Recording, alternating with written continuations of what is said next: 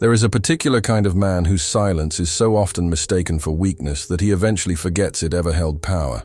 People call him shy, passive, conflict avoidant. They assume he is simply quiet or unsure or slow to speak because he has nothing to add. But if you look closely, you'll notice something else. A tension behind the ribs, a steadiness that isn't timid at all, and a gaze that lands not on the surface of things, but somewhere beneath them. One of the most common misinterpretations men like him carry is the belief that their quiet nature means they lack strength or presence. Yet that idea was learned, not born. It came from years of reading rooms no one else bothered to read, years of being told he was too sensitive, years of holding what others dropped. That misunderstanding sits inside him like an inherited script, shaping how he explains himself, how he apologizes too quickly, how he softens his truth so it doesn't disturb the peace around him. When I describe the empath loner, I'm not talking about a personality type. I'm talking about the ancestral absorber of the household, less a lightning rod child and more a stone cistern, built to collect what the family refused to hold.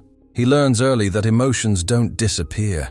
They simply take the shape of the vessel strong enough to contain them. Over time, his own body becomes that vessel. His silence becomes the seal on top. From the outside, he seems untouched by the noise. Inside, he is performing rapid emotional calculus, tracking tone shifts, body temperature, micro-gestures, the subtle tensions that precede conflict. His nervous system becomes a kind of cultural seismograph, picking up tremors long before they reach the surface. What others call quiet is often vigilance. What they call calm is sometimes a lingering brace against impact. There is a loneliness that grows from this. Not the loneliness of being physically alone, but the loneliness of being misread by the very people you were trained to stabilize. Many men who grew up this way carry the imprint of scapegoat dynamics or inverted roles, the sense that they were somehow responsible for maintaining equilibrium in rooms that felt perpetually off balance. And anytime they tried to name what they felt, they were told it was too much, too dramatic, or simply inconvenient. They learned quickly that truth-telling was punished and self-erasure was rewarded. There is an image that often comes to me when speaking about this kind of man, the watchful ascetic at the crossroads. He appears passive, almost still, yet there is nothing he does not perceive. His quiet isn't emptiness, it's discipline. It's an adaptation to unpredictable terrain. It's the kind of silence that forms when speaking has cost too much for too long, but silence has two faces. Sometimes it's discernment, the refusal to waste truth where it cannot be received. Other times it's collapse, the nervous system dimming its light to survive what feels unmanageable. Many men don't know which version they're living. They only know that speaking feels dangerous and disappearing feels easier. In Jungian language, this is where the shadow begins to take shape, the part of us that learns to hide what was never welcomed. And like all shadows, it waits to be integrated, not shamed. Here is the subtle shift that matters. An empath loner who stops explaining himself is not yielding. He is stepping out of a role someone else assigned. He is withdrawing his participation from a script that never belonged to him. That withdrawal may look quiet from the outside, but internally it marks a moment of deep gravity, the point where appeasement ends and self-alignment begins. If you pause and sense into your own history, you might notice how many times you've tried to make yourself easier to carry, how many times your silence was interpreted as weakness when it was actually endurance, how many times you absorbed impact so others didn't have to. These aren't small things. They are the marks of a man who has lived with a heightened emotional barometer, often without the language for why. And if you want to test something right now, not as an instruction, but as an invitation, notice what happens in your body when you hear this line. Your quiet was never the problem. The problem was how much weight you were asked to carry inside it. For some men, that's where the breath deepens. For others, that's where the chest tightens. Both responses are clues. As we move further, there's one pattern we will eventually uncover, a pattern many men overlook about themselves, that reveals why this quiet becomes something far more calculated than it appears. But for now, let this be enough. Your silence has a history, and none of it points to weakness. There is a moment in many men's childhoods that doesn't look dramatic from the outside, but it shapes everything that follows. A parent's voice rises, someone slams a door, the air in the room tightens, And before anyone speaks, the child already knows his role. He becomes the regulator, the steady one, the one who absorbs the tension so it doesn't spill further. He learns to track danger before it becomes visible, and he tells himself something that will echo through adulthood. If I stay small, everyone stays safer. This is one of the quiet illusions men carry without noticing. They grow up believing they became the calm one by temperament, when in truth, they were drafted into emotional labor long before they understood what burden meant. Many empath loners look back and realize they were the easy child, not because life felt easy to them, but because they learned that causing no trouble was the safest form of survival. Someone else was allowed to unravel. He was not. And here, the nervous system writes its first script. Polyvagal informed clinicians describe a strange paradox.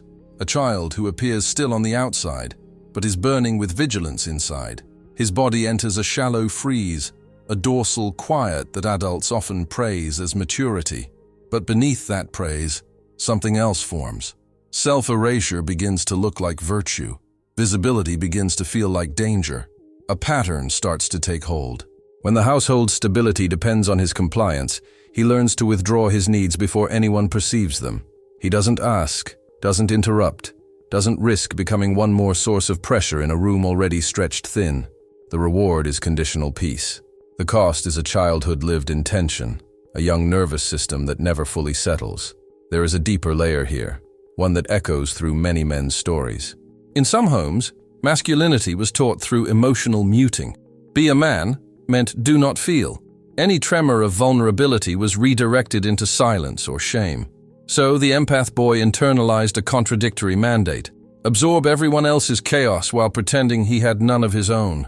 In Jungian language, the outer warrior archetype collapses inward.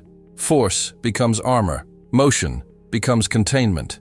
He carries a sword he is never allowed to raise, even in his own defense. The irony is that his quiet becomes associated with goodness, even though it's built from a nervous system under strain. He isn't withdrawing because he lacks awareness. He is withdrawing because awareness has become too sharp, too constant. While others are casually moving through the world, he is running a silent reconnaissance mission, tracking tone shifts, micro-expressions, the slight drop in someone's breathing pattern that signals rising resentment. What looks like detachment is often a lifelong habit of anticipatory protection. And here is the line that often lands hardest. Once presence becomes synonymous with responsibility, disappearance begins to feel like the only form of rest. Many empath loners do not leave rooms because they dislike people. They leave because their bodies interpret proximity as duty. The world feels full of emotional tabs he never agreed to open, yet feels obligated to pay. If you want to sense this pattern in yourself, notice the subtle pull in your chest when you enter a room, and immediately scan for tension before you speak. That instinct did not come from nowhere. It grew from a childhood where your safety depended on predicting storms before they formed. As we move forward, something important begins to unfold. Withdrawal is no longer simply an escape. It becomes the first flicker of self-protection. 2 topics from now, we'll trace this pattern through a real composite story that shows how the good boy silence many men learned in childhood eventually turns into something far more defiant, deliberate, and costly. Adulthood has a way of revealing the patterns we thought we outgrew. The empath loner enters relationships believing his depth is a gift, his emotional intuition a bridge toward intimacy. He listens carefully, tracks nuance, senses shifts before words form. Yet somewhere in that sensitivity, a quiet distortion appears.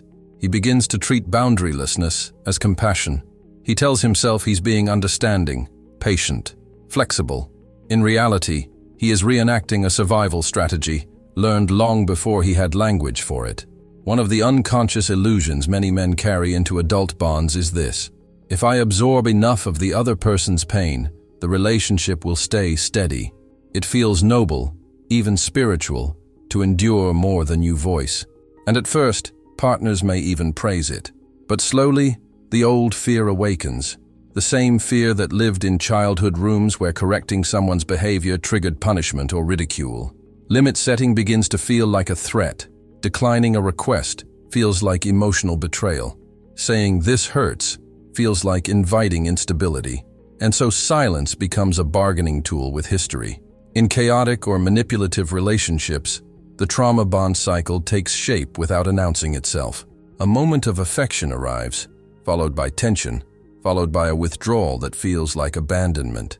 The empath loner tells himself that if he endures the discomfort quietly, if he swallows the slight or rationalizes the disrespect, maybe the ground will settle. His silence becomes negotiation, not for power, but for safety. There is a deeper tension unfolding inside him. Grey rock, a tactic meant to reduce manipulation through minimal emotional engagement, is meant to be temporary and intentional. But in the life of an empath loner, the tactic often becomes identity. He begins to confuse emotional opacity with protection. Speaking feels like handing someone ammunition. Vulnerability feels like exposure. Instead of sharing less momentarily, he begins sharing nothing indefinitely. And from the outside, no one can tell whether he is distancing strategically or collapsing internally. This is where a painful contradiction emerges. While he is working to keep the relationship stable, partners driven by entitlement or emotional immaturity interpret his stillness as compliance. His quiet becomes a resource they can draw from without limit. The more he accommodates, the more their demands increase. The more he absorbs, the more he is expected to absorb. His empathy, which once felt like his strength, becomes the very fuel that enables someone else's expansion and his own erosion. There is a sentence that often lands heavily for men here. When you train others to expect your silence, they stop noticing your suffering. Not because they are cruel, but because they have grown accustomed to the absence of your voice. They believe the stillness means stability, when in truth it is suppression. If you sense into your own relationships, you may notice the subtle fatigue that comes from being the steady one, the quiet resentment that builds when your emotional labor goes unrecognized, the ache of realizing you have not been seen, not because you are unreadable, but because you have spent years hiding the pages. And here is the destabilizing reframing many men encounter. Empathy without boundaries is not empathy. It is a form of self-deletion. It is the attempt to keep peace by dissolving yourself into the needs, moods, and expectations of another. Eventually, something shifts. A man who has lived this pattern begins to feel an internal split. The part that wants to remain understanding, and the part that knows he is disappearing. That fracture becomes the quiet threshold we will cross next. It is the moment his silence stops functioning as appeasement and begins transforming into something else entirely. There comes a moment in the life of an empath loner when something subtle but irreversible shifts. It doesn't look dramatic from the outside. There is no confrontation, no emotional storm, no raised voice. Instead, he simply stops explaining himself. He stops cushioning other people's reactions. He stops trying to translate his inner world for those who have shown no interest in understanding it. The silence that emerges here is different from the silence that shaped him in childhood. This one is chosen. From the outside, the change is almost imperceptible. He still listens, still observes, still holds a steady expression. But internally, he has placed a quiet boundary, one that says, "I will not contort myself to preserve a peace that costs me my own integrity." It is not rebellion, it is not punishment, it is an alignment, an inward step toward reality after years of bending around someone else's narrative. And yet, this turning point carries its own shadow. If he does not move from silence into action, the quiet can harden into something corrosive. Nietzsche warned of resentment, a slow-burning resentment that hides under moral restraint, convincing a man that his suffering ennobles him while freezing him in place. This is the tension many empath loners face. When they stop explaining themselves, but do not yet feel ready to live differently, their silence becomes a room with no doors. They feel superior to the chaos they no longer participate in, yet still imprisoned by it. This is where the internal work becomes delicate. The task is not to wield silence as a weapon, nor to use it as a shield that blocks all connection. The task is to understand what the silence means. Is it fear disguised as control? Or is it sovereignty taking shape? The distinction determines whether the next chapter of his life opens or repeats. You can often sense the difference somatically. When silence emerges from fear, the body tightens, the chest constricts, the breath shortens. Presence feels like camouflage. But when silence is born from sovereignty, the shoulders lower without collapsing. The jaw softens. Speech becomes sparse but grounded. He stops rushing to correct misinterpretations because he no longer ties his worth to being understood. Here is a reframing that often unsettles a man just enough to wake him. Your silence does not need to convince anyone. It only needs to be congruent with the direction your life is moving. When silence aligns with your values, it becomes strength. When it hides what you refuse to face, it becomes self-betrayal. There is also a strategic dimension to this shift.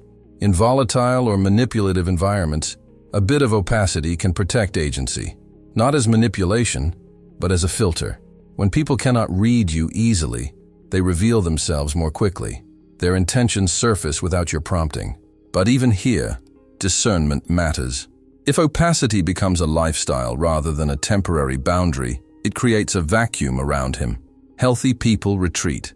Intimacy becomes difficult, and he begins to believe that no one can hold the depth he carries. This is the paradox of the empath loner's evolution. His silence frees him from old roles, but it can also isolate him if he mistakes withdrawal for transformation. Change is not complete when he stops explaining himself. It begins when he starts choosing relationships that do not require self-erasure. What comes next is not theoretical. It takes shape in the real movements of a man's life.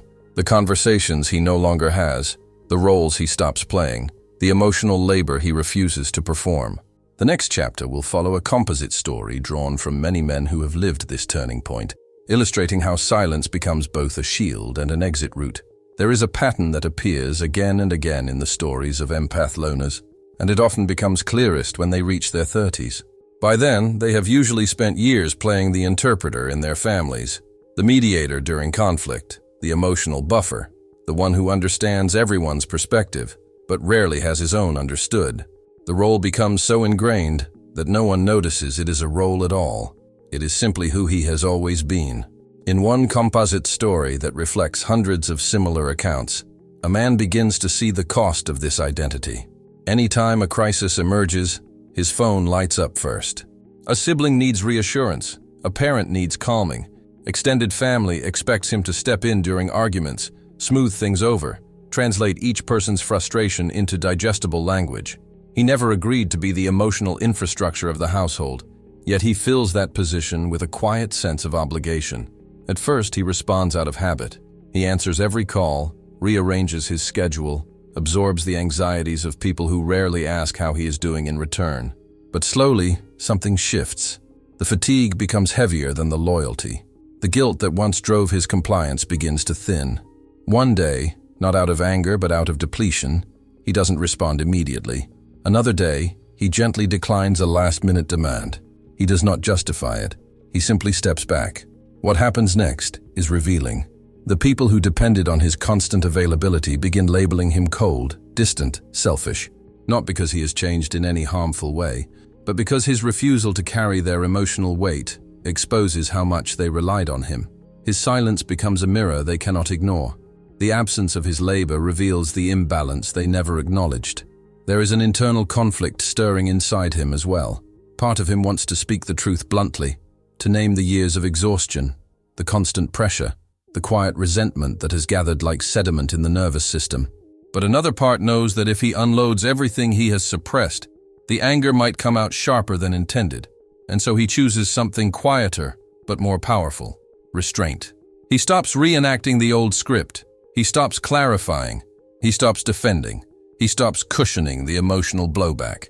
His withdrawal becomes a form of clarity, not the cold kind that punishes, but the steady kind that refuses to re-enter a pattern that has eroded him. Each unspoken no disrupts the reward-punishment loop that once kept him compliant, and without the familiar loop, the family must confront what his presence used to make easier, their own unaddressed tensions. There is a sentence men often sit with here. Sometimes the most honest truth you speak is the one you no longer articulate. His silence is not an exit from responsibility. It is a refusal to carry responsibility that was never his. For those who resonate with this kind of dynamic, one gentle experiment some men try is what could be called a 30-day non-justification period. For a month, they give only the information necessary. No disclaimers, no elaborate explanations, no emotional pamphlets designed to soften disappointment. It becomes a quiet study in who respects the boundary, who pushes harder, and how the body reacts after each interaction. not as a test of others, but as a way of learning which relationships can withstand healthy limits. As space opens, another shift begins. Solitude, which once felt like exile, starts becoming something else. Resource, refuge, raw material. Not an escape from people, but a return to self without performance or obligation. What unfolds next is the transformation of solitude into structure, a blueprint that reshapes the inner world rather than merely retreating from the outer one. It is the beginning of a man designing his life from the inside out, instead of from the wounds outward. When the empath loner steps back from roles that once consumed him, the silence around him changes shape. What began as withdrawal becomes space, and that space slowly reveals itself as raw material. In childhood, solitude was an escape, a place to hide, a small pocket where the world's noise could not reach him. In adulthood, that same solitude starts to feel different. It becomes intentional, structured, almost architectural. He begins to sense that his inner world is not a void to retreat into, but a territory waiting to be shaped. There is often a transitional phase here, where the absence of old responsibilities creates both relief and uncertainty. Without the constant pull of emotional labor, a man meets himself in a purer form. He discovers what he actually thinks when he's not mediating someone else's crisis. He notices what calms him, what stirs him, what drains him, what awakens purpose. These discoveries do not arrive all at once. They emerge quietly, like stones becoming visible as a tide recedes. But with this newfound space comes a subtle shadow. Some men begin to overplan, creating intricate systems and routines that feel productive but function as avoidance. Perfectionism enters disguised as clarity. Structure becomes a substitute for action. The mind tells him he is preparing, refining, optimizing. Yet the deeper truth is that he fears stepping into a life where his own desires take center stage. The blueprint becomes a shield rather than a guide.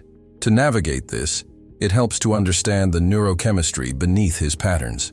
Highly sensitive individuals often metabolize stimulation intensely.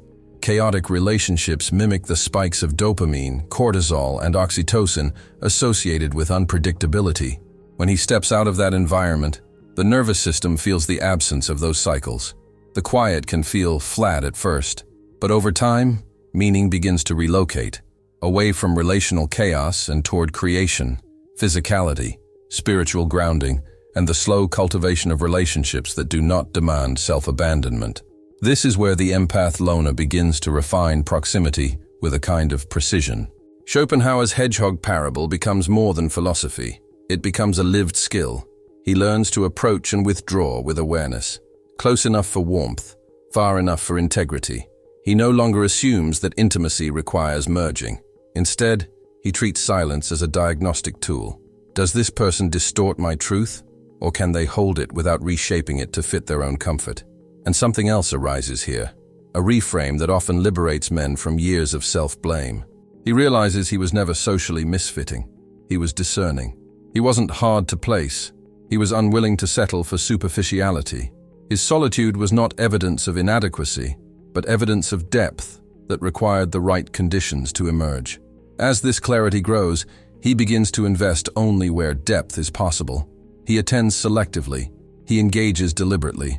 He exits without shame when alignment dissolves. His quiet, once reactive and protective, becomes intentional and articulate. It stops being a shield and becomes a stance. What comes next is the closing arc of this journey, the realization that his silence carries a warning, not to others, but to himself, a reminder of where he has been, what shaped him, and how far he has come. As we move into the final chapter, we step into the deeper truth. His silence is no longer a wound. It has become a boundary forged in fire.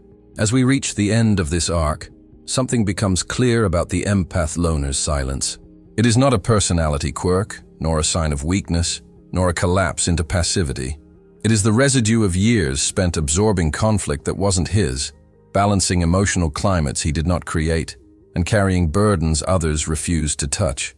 His quiet is the echo of a nervous system that learned to survive by anticipating harm before it arrived. But when he chooses silence now, it is not submission, it is alignment. There is a dual edge to this transformation. The same silence that once protected him can isolate him if it grows from unprocessed resentment rather than intention.